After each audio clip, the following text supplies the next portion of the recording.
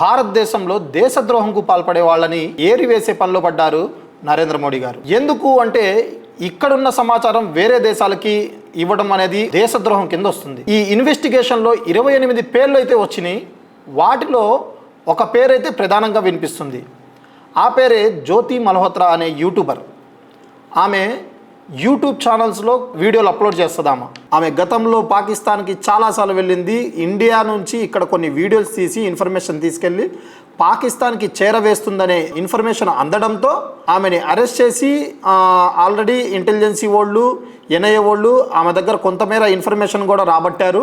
ఇలాంటి సమయంలో ఆమె దగ్గర ఒక డైరీ కూడా దొరికింది. ఆ డైరీలో కొంతమేరకు ఇన్ఫర్మేషన్ ఉంది అని ఒక రిపోర్ట్ అయితే వచ్చింది. హైదరాబాద్లో ఇద్దరు కలిసి ఒక బాంబ్ బ్లాస్ట్కు ప్రయత్నించినట్టు జరిగింది. ఇలాంటి వాళ్ళు దేశంలో ఎంతమంది ఉన్నారు? అసలు మన దేశంలో ఉంటూ వేరే వాళ్ళకి ఇన్ఫర్మేషన్ ఇవ్వడం అనేది ఎంతవరకు కరెక్ట్? అందుకని నరేంద్ర మోడీ గారు ఇలాంటి వాటిపై కఠిన చర్యలు తీసుకుంటున్నారు. దేశంలో ఉంటూ దేశద్రోహంకి పాల్పడే వాళ్ళని ఇకపై ఉపేక్షించేది లేదు అని చెప్పి అన్నారు నరేంద్ర మోడీ గారు. Please subscribe dot news.